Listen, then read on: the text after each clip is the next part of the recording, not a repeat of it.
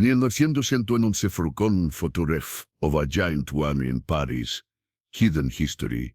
Before we start, just a reminder, if you enjoy this kind of content, subscribe to the channel. Now, let's get to the video. The discovery in the attic.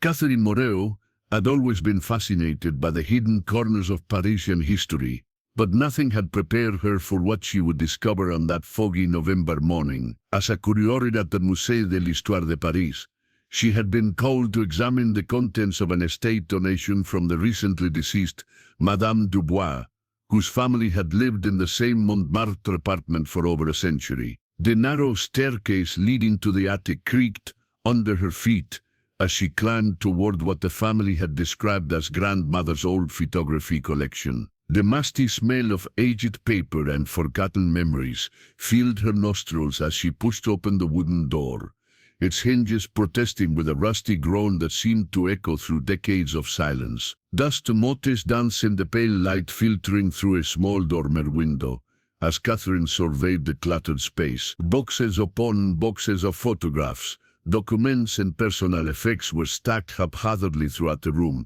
creating a maze of forgotten history that would take weeks to properly catalog and examine. It was in the third box she opened that Catherine found it.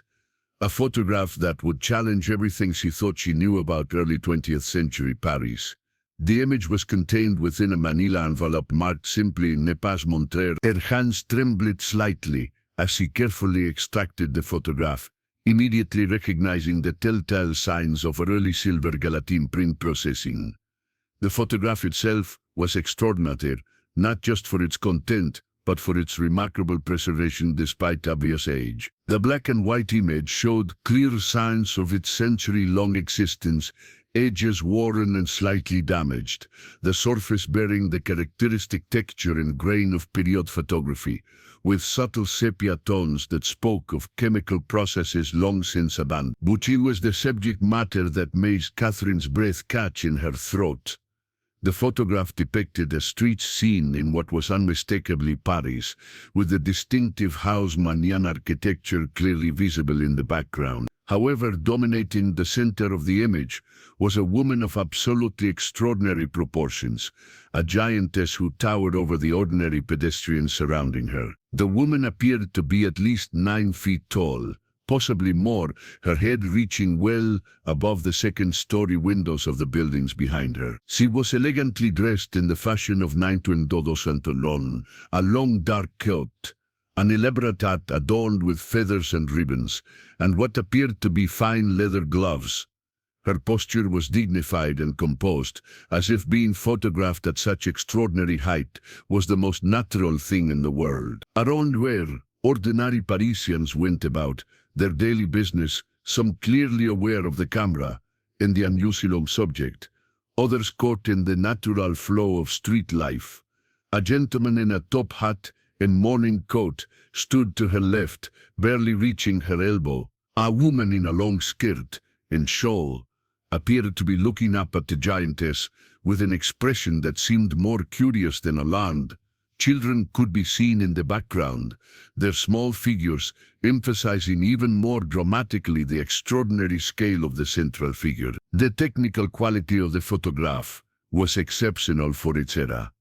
The exposure was perfectly balanced, capturing fine details in both the shadows and highlights. The depth of field suggested the use of a large-format camera, with a skilled operator who understood the complexities of street photography in an age when such candid shots were extremely challenging to achieve. Catherine examined the image more closely with a magnifying glass, searching for any signs of manipulation or double exposure techniques that were known to photographers of the period. However, the more she studied the photograph, the more convinced she became of its authenticity. The lighting was consistent throughout the scene, the shadows fell naturally, and there were no visible signs of the telltale artifacts that typically accompanied photographic manipulation of the era. The background of the photograph provided additional clues to its location and date. The architecture was distinctly Parisian, with the characteristic iron balconies and tall windows of Baron Haussmann's urban renaissance signs visible in the image. though partially obscure, appeared to show portions of what might be Rue de something, consistent with Parisian street naming conventions. The clothing and fashion visible in the photograph. The men wore the formal attire typical of the period's dark suits, high collars, in various styles of hats ranging from top hats to bowlers. The women's fashion showed the characteristic silhouette of the pre-war era, long skirts, high necklines, and elaborate hats that had become increasingly ornate in the years leading up to World War I. Perhaps most intriguingly, there appeared to be a horse-drawn omnibus in the far background of the image, partially visible behind the crowd of onlookers. This detail was particularly significant, as the transition from horse-drawn to motorized public transportation in Paris was occurring precisely during this period, making the photograph a valuable document of urban transportation history, regardless of its more extraordinary subject matter. Catherine carefully turned the photograph over, hoping to find additional information on the reverse. Written in faded pencil, in what appears to be a feminine hand, were the words Mademoiselle Géante, Boulevard Saint-Germain, Avril. The notation confirmed both the location and the date, placing the photograph on one of Paris's most famous boulevards during the spring of net. But it was the final instruction, never published, that intrigued Catherine more. Why would someone take such a remarkable photograph and then explicitly instruct that it should never be made public? As she continued her examination of the estate's contents, Catherine found additional materials that seemed related to the mysterious photograph. There were several letters in French, dated between 1911 and 1913, that made oblique references to the unusual women and the secret that must be kept. One letter, signed by someone identified only as, mentioned the extraordinary case that has captured the attention of the medical community and warned about the dangers of public exposure for both the subject and the scientific community. Catherine also discovered what appeared to be a partial medical record written in Latin and French that described the case of gigantismus extraordinarius and made references to unprecedented physiological measurements. The document was incomplete and water-damaged, but it clearly related to a female subject examined in Paris during. If authentic, the photograph and accompanying document suggested the existence of a woman of truly extraordinary proportions living in Paris during the Belle Époque. But why had her existence been kept secret? What circumstances had led to this apparent conspiracy of silence? Catherine knew that cases of gigantism were well documented in medical literature, but individuals reaching the proportions suggested by the photograph were extremely rare. The most famous case of the era was Robert Wadlow, who would later become known as the tallest man in recorded history, but he was born in 1910. The mystery deepened when Catherine realized that there were no known historical records of any woman of such extraordinary height living in Paris during this period. The medical and scientific communities of 1917 were meticulous record keepers, particularly when it came to unusual cases that might advance their understanding of human physiology. The absence of any official documentation suggested either a remarkable oversight or a deliberate effort to suppress information about this individual. As Catherine carefully repacked the photograph and related materials, she realized that she had stumbled upon what might be one of the most significant historical discoveries of her career. The image challenged conventional understanding of both medical history and the social dynamics of early 20th century Paris. But it also raised troubling questions about why such an extraordinary individual had been erased from the historical record. The investigation that would follow would take Catherine deep into the hidden archives of Parisian medical institutions, the private papers of prominent physicians of the era, and the shadowy world of early 20th century scientific ethics. What she would discover would not only illuminate the story of one remarkable woman, but also reveal the darker aspects of how society dealt with those who were deemed too different to be acknowledged publicly. Catherine Moreau's first step in investigating the mysterious photograph was to consult with her colleague, Dr. Henri Dubois, a medical historian at the Sorbonne, who specialized in early 20th century French medicine. When she showed him the photograph and the fragmentary medical records she had discovered, his reaction was immediate and intense.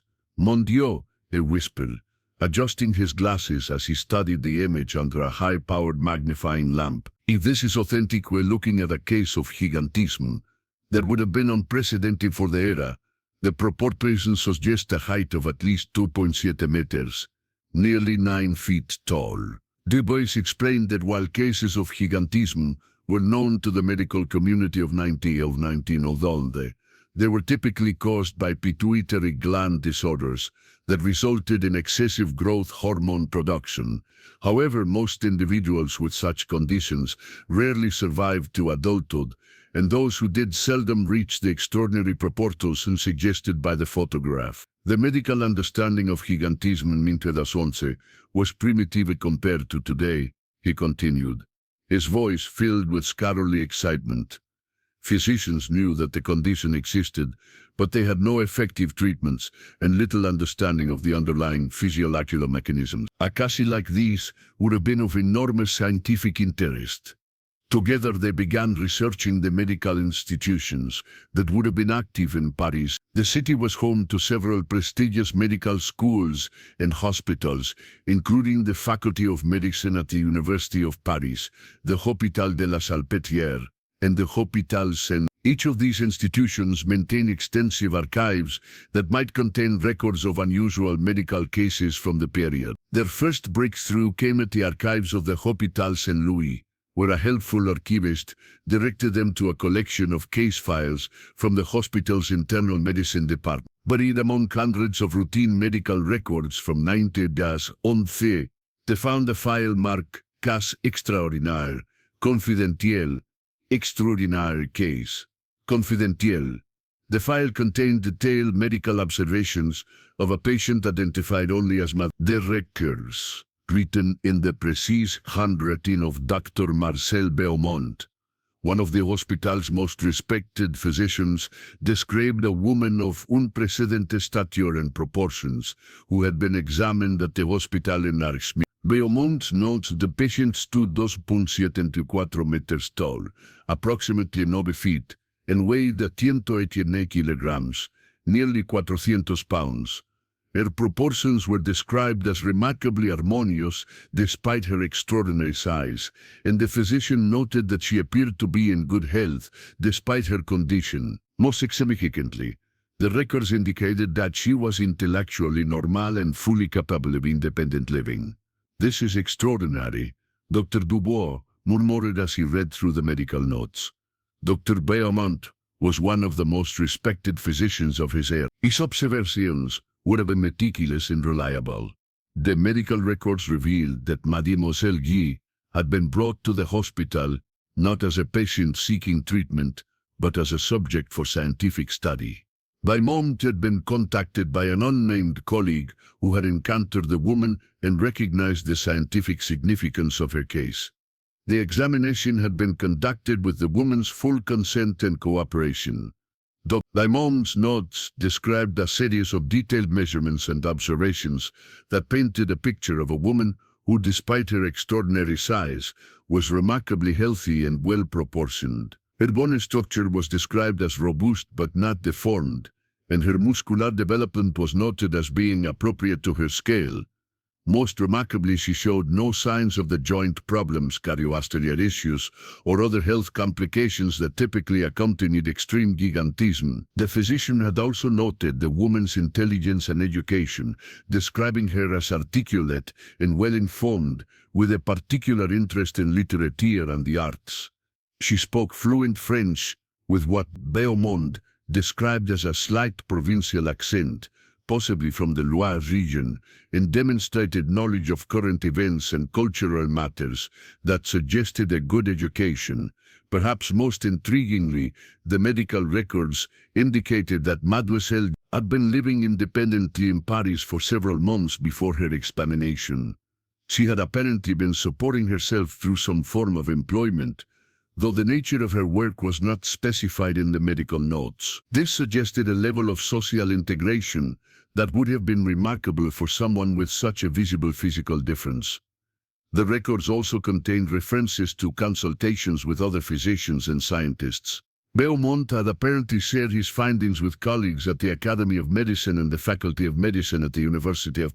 However, these consultations had been conducted under strict conditions of confidentiality, with all participants agreeing not to publish or publicly discuss the case. One particularly revealing note, dated April 5th, Beaumont and a group of colleagues to discuss the ethical implications of studying and potentially publicizing the case of Mademoiselle J. The note indicated that there had been significant disagreement among the physicians about how to proceed. Some members of the group had argued for the scientific value of publishing detailed studies of the case, noting that it could advance medical understanding of gigantism and related conditions. Others had expressed concern about the potential exploitation of the subject and the impact that public attention might have on her ability to live a normal life. The debate had apparently been resolved in favor of maintaining confidentiality, with all participants agreeing to keep detailed private records for future scientific reference, while avoiding any public disclosure. This decision explained why there were no published medical papers about the case, despite its obvious scientific significance. Dr. Dubois found additional evidence of the case in the personal papers of Dr. Émile Rousse, the famous bacteriologist who had been director of the Pasteur Institute during this period. Among Rousse's correspondence was a letter from Beaumont dated May 1900. Rousse's reply, preserved in the same collection, revealed the complex attitudes of the scientific community toward unusual medical cases. He acknowledged the scientific value of the case, but expressed concern about the potential for exploitation and sensationalism. We must remember, he wrote, that we are dealing with a human being, not merely a scientific specimen. Our first obligation must be to her welfare and dignity. The correspondence also revealed that there had been interest in the case from beyond the medical community. Roux mentioned inquiries from journalists and photographers who had somehow learned of the woman's existence and were seeking access to her for commercial purposes. The medical community had apparently closed ranks to protect her privacy and prevent such exploitation.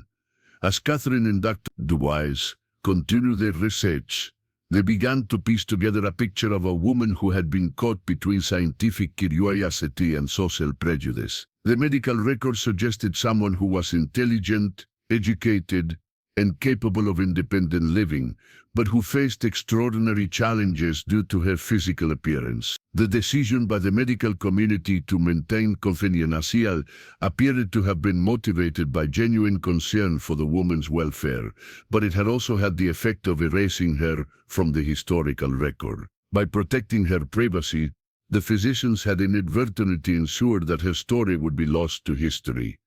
The photograph discovered in Madame Dubois' attic appeared to be one of the few surviving pieces of evidence of this remarkable woman's existence. But it also raised new questions about who had taken the photograph and why it had been preserved with such explicit instructions never to publish it. Catherine realized that to fully understand the story, she would need to investigate not just the medical aspects of the case, but also the social and cultural context that had shaped how society dealt with individuals who were perceived as fundamentally different from the norm. Catherine's investigation into the mysterious photograph led her next to explore the world of early 20th century Parisian photography. The technical quality of the image suggested it had been taken by a professional photographer, someone with access to high-quality equipment and the skill to capture such a complex street scene with perfect exposure and composition. Her research into prominent Parisian photographer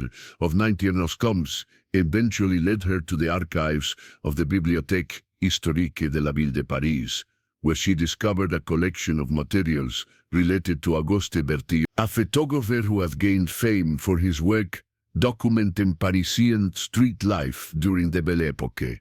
Bertillon was known for his innovative approach to street photography, using portable equipment and fast exposure techniques that allowed him to capture candid moments of urban life. His work was characterized by the same technical excellence and composition la sophistication that Catherine had observed in the photograph of the giant woman. Among Bertillon's papers, Catherine found a journal entry dated April 12, 1992, that made her pulse quicken.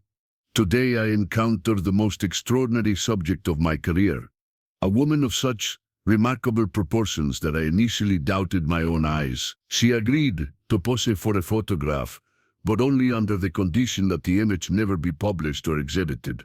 I have given my word as a gentleman and an artist. The journal entry continued with technical notes about the photographic session. The challenge was considerable to capture her full height, while maintaining proper exposure for both subject and background.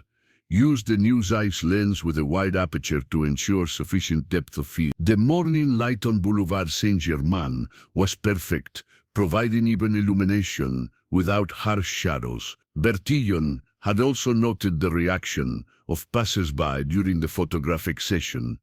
The public response was mixed. Some stared in obvious amazement. Others seemed to accept her presence as if giants walked among us every day. Children were particularly fascinated, though she handled their attention with remarkable grace and dignity.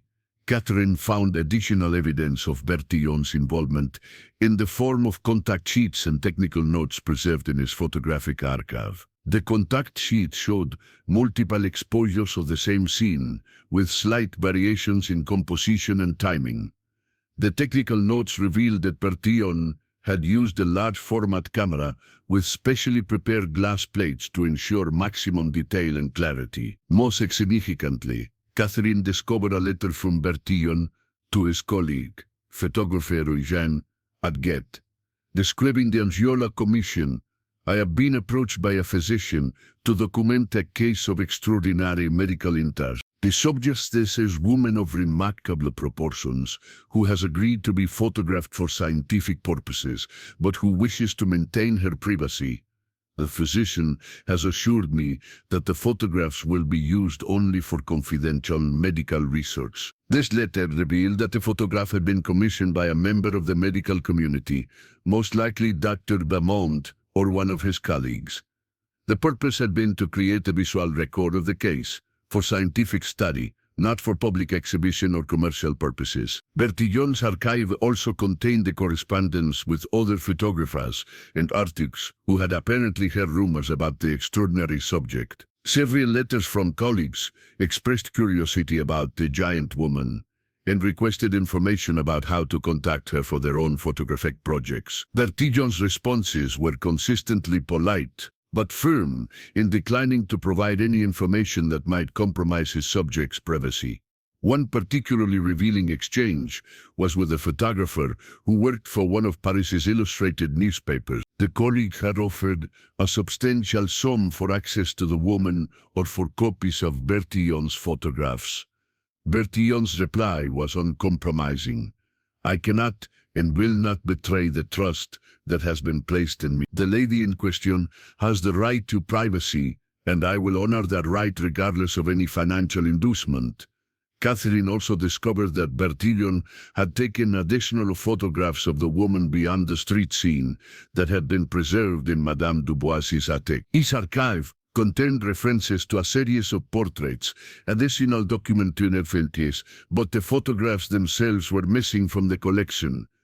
A note in Bertillon's handwriting indicated that these additional images had been delivered to Dr. B as requested in. The mystery deepened when Catherine found evidence that Bertillon had been contacted by representatives of various entertainment venues who had learned of the woman's existence. Circuses, music halls, and exhibition organizers had apparently offered substantial sums for her to appear as a performer or attraction. Bertillon's notes indicated that he had declined to facilitate any such arrangements and had advised the woman to be cautious about such offers. The vulgar commercialization of human difference disgusts me, Bertillon had written in his journal. This remarkable woman deserves to be treated with dignity and respect, not exploited for the entertainment of gawking crowds. He prayed that she will be able to maintain her privacy and live her life on her own terms. Catherine's research also revealed that Bertillon had been part of a broader network of artists and intellectuals who were beginning to question traditional attitudes toward physical difference and social conformity. His correspondence included exchanges with writers, philosophers, and social reformers who were advocating for more humane treatment of individuals who deviated from social norms. One particularly significant letter was from Edouard Toulouse, a psychiatrist and social reformer who had written extensively about the rights of individuals with physical and mental differences. Toulouse had praised Bertillon for his ethical approach to documenting human diversity and had expressed hope that such attitudes would become more widespread in the artistic and scientific communities. The correspondence revealed that there had been ongoing discussions among this network about how to balance scientific and artistic interest in unusual cases with respect for individual privacy and dignity. These discussions had apparently influenced the decision to keep the case of the giant woman confidential, despite its obvious scientific and artistic significance. Catherine also found evidence that Bertillon had maintained contact with the woman beyond their initial photographic session. His journal contained several references to chance encounters with her on the streets of Paris, and he had noted her apparent success in maintaining a relatively normal life, despite her extraordinary appearance. So Mademoiselle G. Today near the Latin Quarter. Read one entry from September 1911. She appeared to be in good health and spirits, though I noticed she has developed strategies for avoiding crowds and unwanted attention. Her intelligence and adaptability continued to impress me. His journal entries provided valuable insights into how the woman had managed to navigate Parisian society, despite her extraordinary appearance. Bertillon noted that she seemed to prefer quieter neighborhoods and less crowded times of day for her public appearances. She had also apparently developed relationships with certain shopkeepers and merchants who treated her with respect and discretion.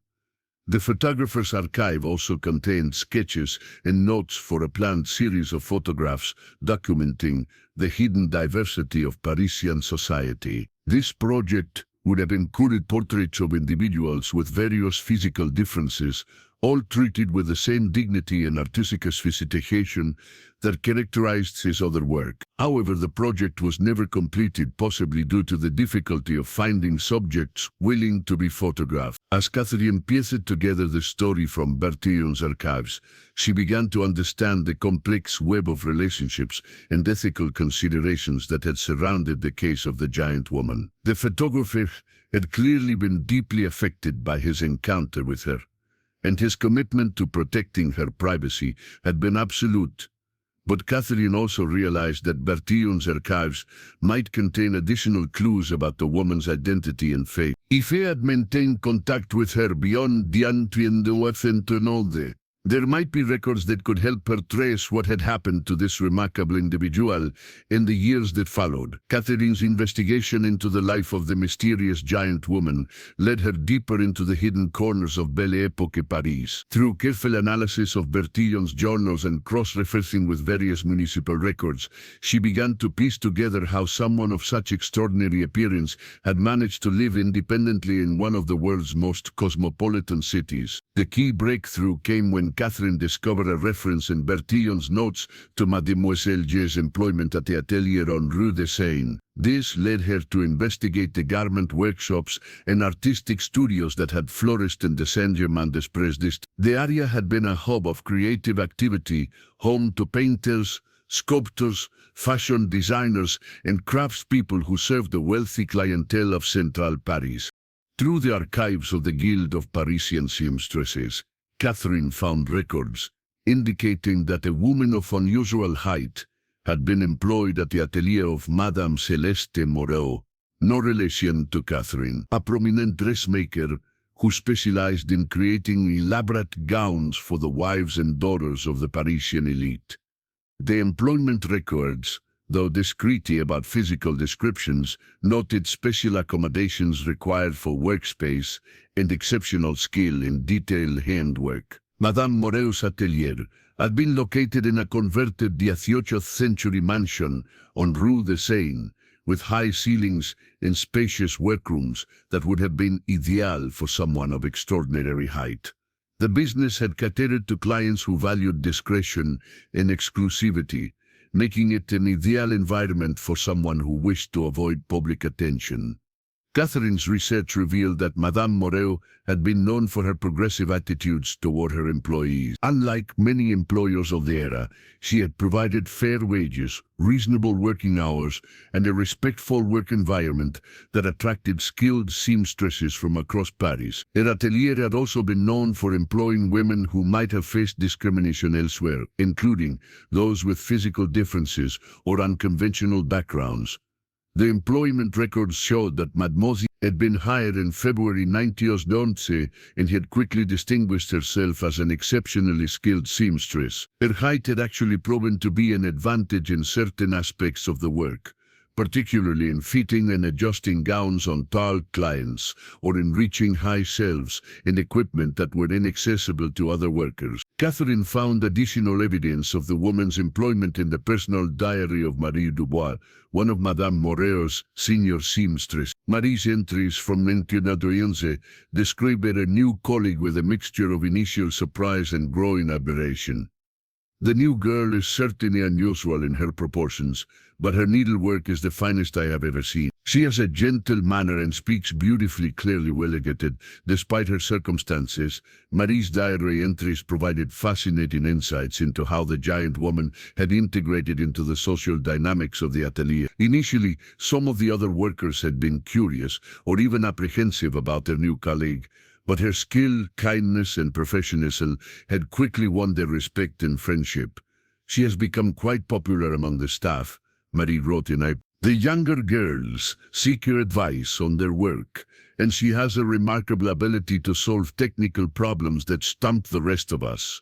Madame Moreau clearly values her contributions highly. The diary also revealed that the woman had been living in a small apartment near the atelier, in a building that had been specifically chosen for its high ceilings and spacious rooms. The landlord, Monsieur Petit, had apparently been approached by Madame Moreau personally and had agreed to make special accommodations for his unusual tenant. Catherine's investigation into the neighborhood records revealed that the woman had become a familiar and accepted figure in the local community. Shopkeepers in the area had adapted to serve her needs, and she had developed friendships with other residents who appreciated her intelligence and gentle manner. One particularly touching account came from the diary of Father Michel Dubois, the priest at the local church of Saint-Sulpice. His entries from 1911 describe regular visits from a woman of extraordinary stature, but ordinary piety, who attended early morning masses when the church was less crowded. Father Dubois had noted her devotion and had praised her charitable work with poor families in the neighborhood. She has a remarkable ability to comfort those who are suffering, Father Dubois wrote. Perhaps because she understands what it means to be different, she shows extraordinary compassion for others who face difficulties. Her contributions to our charitable works have been invaluable. Catherine also discovered evidence that the woman had been involved in the intellectual and cultural life of the neighborhood.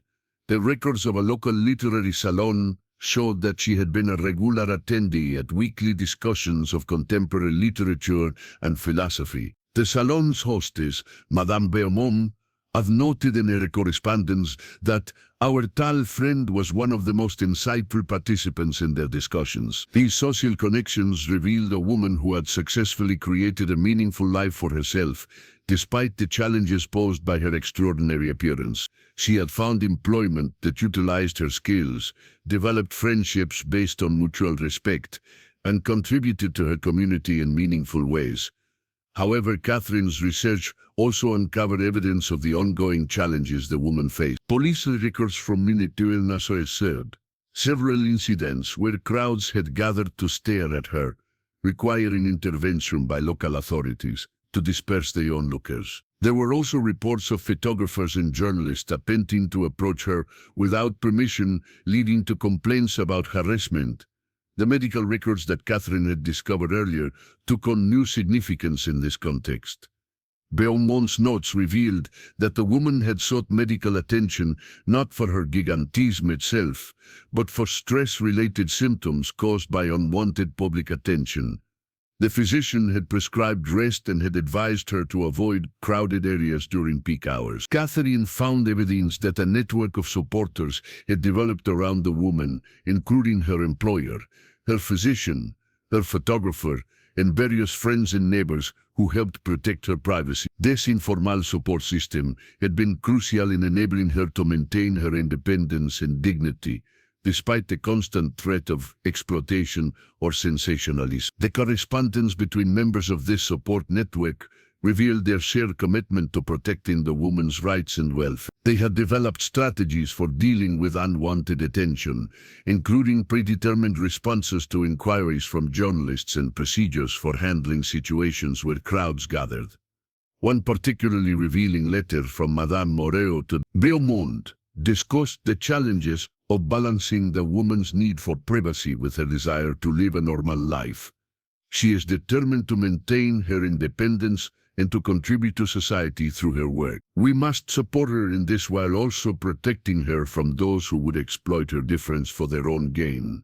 Catherine's research also revealed that the woman had been aware of other individuals with similar conditions in other parts of Europe and America. Through correspondence facilitated by Dr. Beaumont, she had been in contact with physicians and patients in London, Berlin, and New York, who were dealing with similar cases. This network had provided emotional support and practical advice for managing the challenges of living with extreme gigantism. The letters from this international network painted a picture of a small but supportive community of individuals who understood the unique challenges faced by people with extraordinary physical differences. They shared strategies for finding appropriate clothing and housing, dealing with medical issues, and managing public attention. As Catherine continued to piece together the story of the woman's life in Paris, she began to understand how someone with such a visible difference had managed to create a fulfilling existence in a society that was often intolerant of deviation from the norm. It had required not only personal strength and intelligence,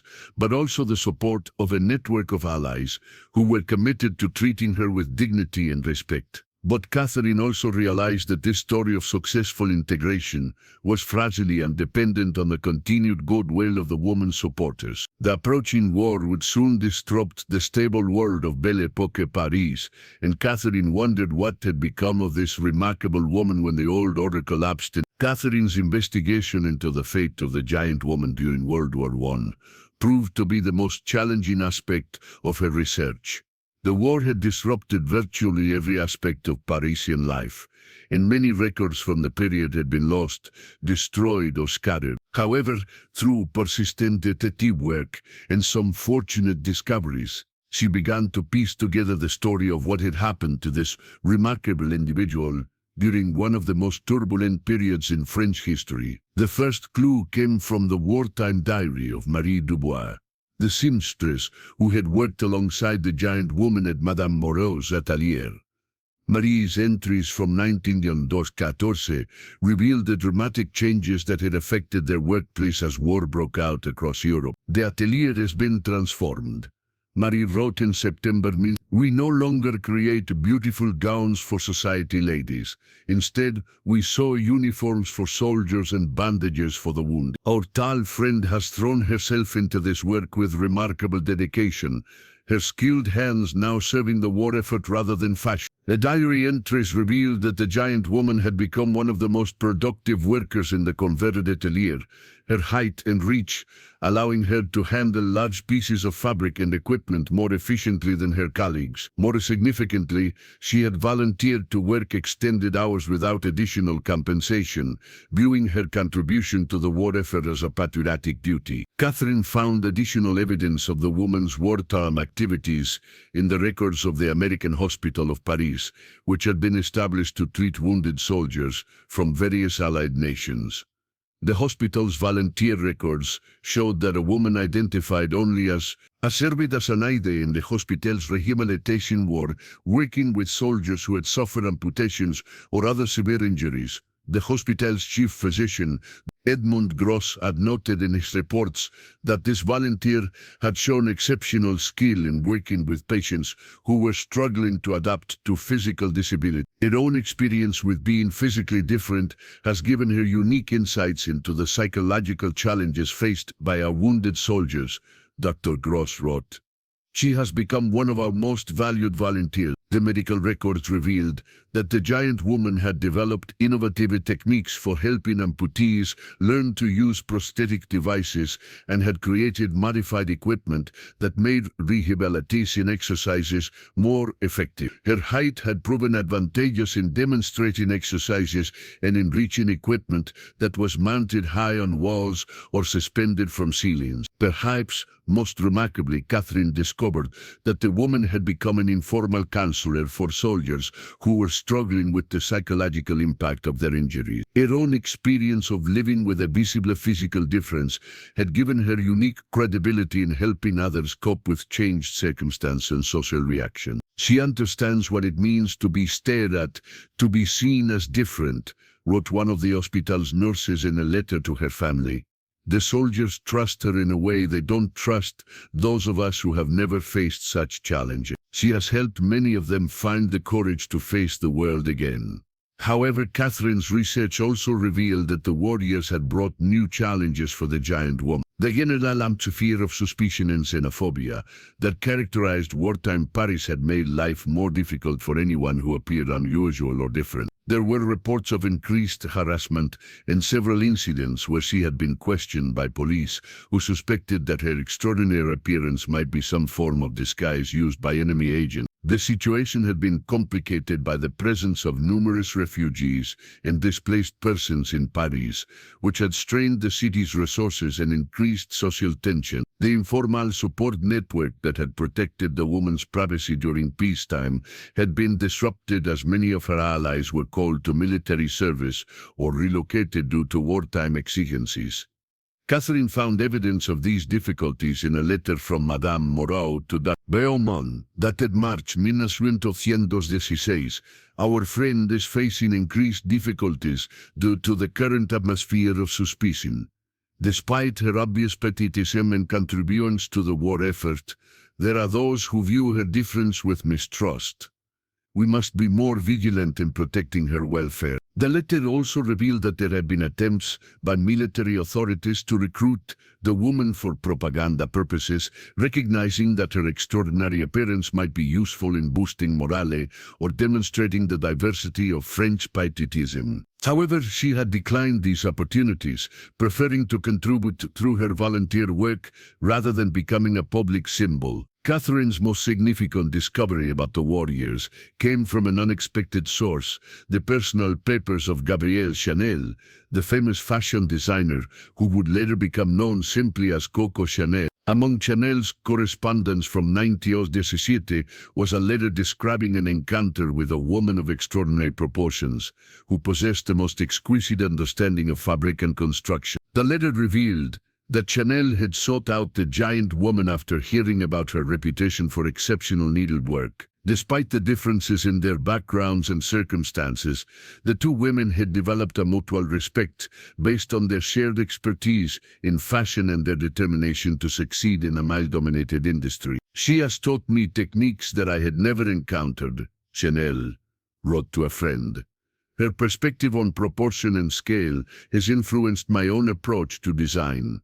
Despite the obvious differences in our physical circumstances, we share a commitment to excellence and innovation. This connection to Chanel provided Catherine with additional insights into the woman's activities during the later war years. Chanel's records showed that she had employed the giant woman as a consultant on several projects, particularly those involving the creation of clothing for women who were entering the workforce in unprecedented numbers due to wartime labor shortages. The collaboration had apparently been mutually beneficial, with Chanel providing the giant woman with additional income and professional recognition, while benefiting from her technical expertise and unique perspective on fashion design. The relationship had also provided the woman with access to Chanel's influential social circle, which included artists, writers, and intellectuals who were more accepting of unconventional individuals. However, Catherine's research revealed that this period of relative stability and professional success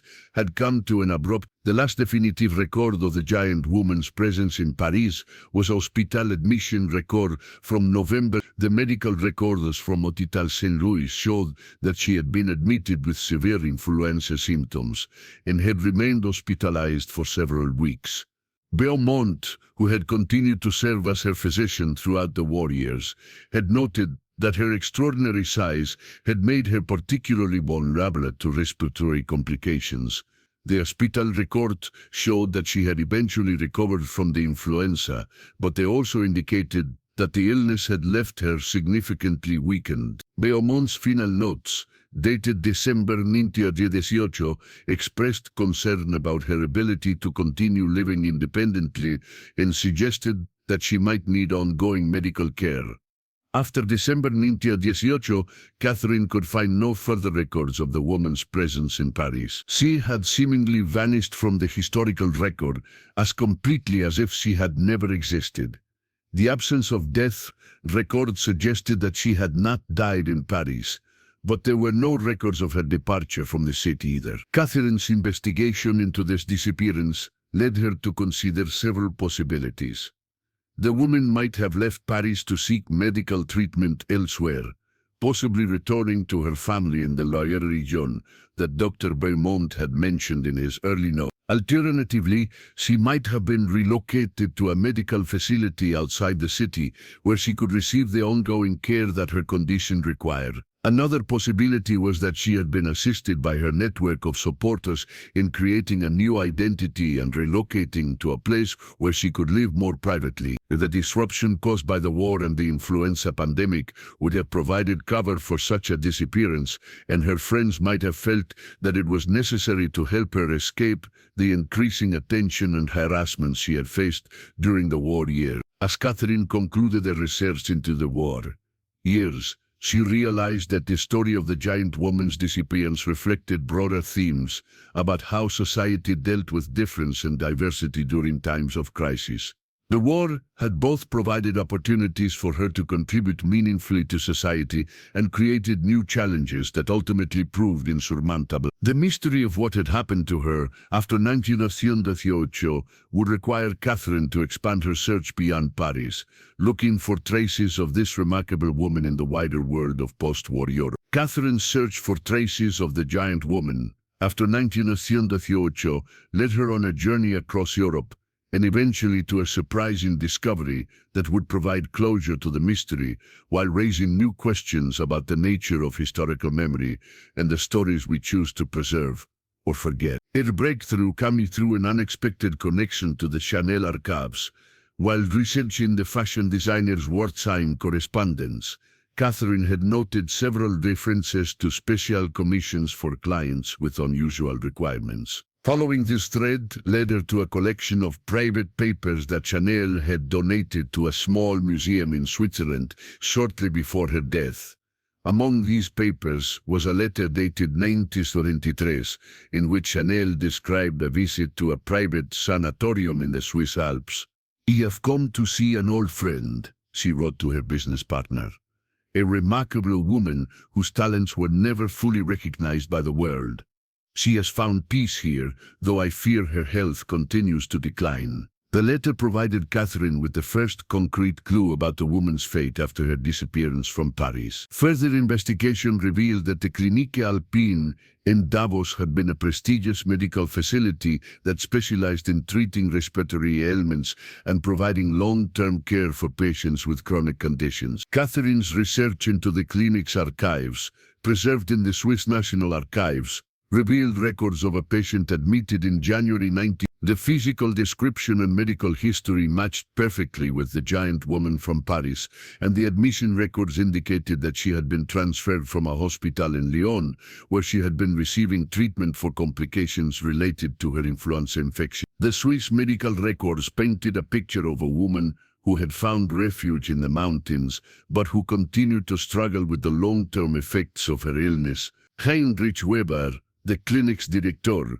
had noted that while her gigantism itself was stable, the respiratory damage from influenza had left her with chronic breathing difficulties that were exacerbated by her extraordinary size. More significantly, the records revealed that the woman had not been a typical patient at the clinic. Despite her health challenges, she had continued to work, serving as an instructor in needlework and textile arts for other patients and for local residents who sought to learn advanced sewing techniques. The clinic had provided her with a specially designed workshop where she could continue practicing her craft while receiving medical care.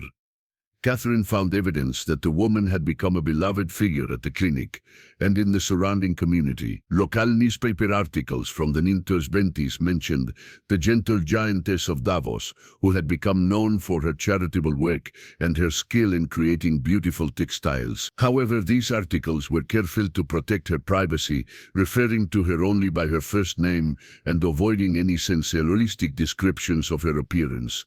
The Swiss records also revealed that the woman had maintained correspondence with her friends in Paris throughout. Letters from Dr. Beaumont, Madame Moreau, and even Auguste Bertillon showed that her support network had remained intact despite the geographical distance.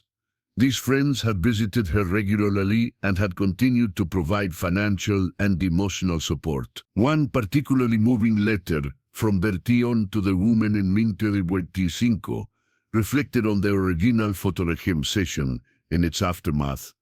I have often thought about that morning on Boulevard Saint-Germain, when I had the privilege of capturing your image. I hope that my decision to honor your request for privacy has allowed you to live your life with the dignity you deserve.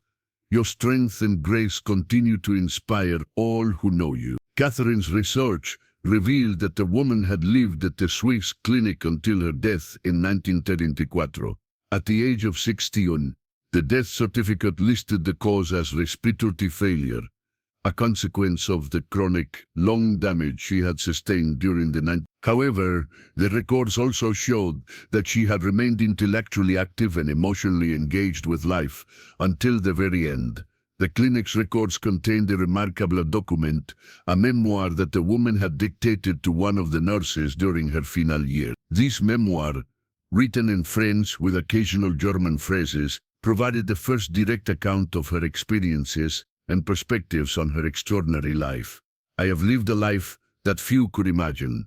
The memoir began. My height has been both a burden and a gift, bringing me challenges that tested my spirit, but also opportunities to touch the lives of others in meaningful ways. I have learned that true dignity comes not from conforming to others' expectations, but from living authentically and contributing what one can to the welfare of others. The memoir revealed details about her childhood in the Loire Valley, where she had been born to a farming family who had struggled to understand and accommodate her rapid growth. She described the isolation and confusion of her early years, when medical knowledge about gigantism was virtually non-existent, and when her family had feared that her condition might be some form of divine punishment. Her decision to move to Paris had been motivated by a desire for independence and anonymity.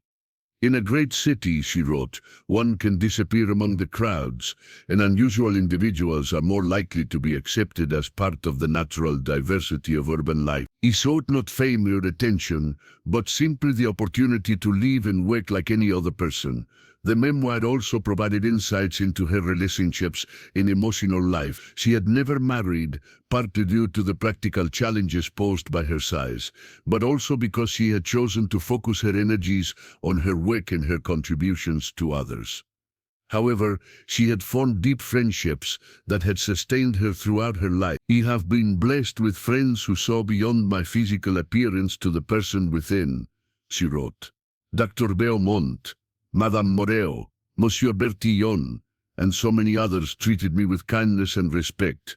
Their friendship was more precious to me than any romantic love could have been. The memoir revealed that she had been aware of the photograph taken by Bertillon and had been grateful for his discretion in keeping it private. She had understood the scientific and artistic value of documenting her case, but she had also recognized the importance of maintaining control over her own image and story. Catherine's discovery of this memoir provided the missing piece of the puzzle, offering the woman's own perspective on her extraordinary life. It revealed someone who had faced enormous challenges with courage and dignity, who had found ways to contribute meaningfully to society despite social prejudices, and who had created a fulfilling life on her own terms. The memoir also contained the woman's reflections on the broader implications of her experience.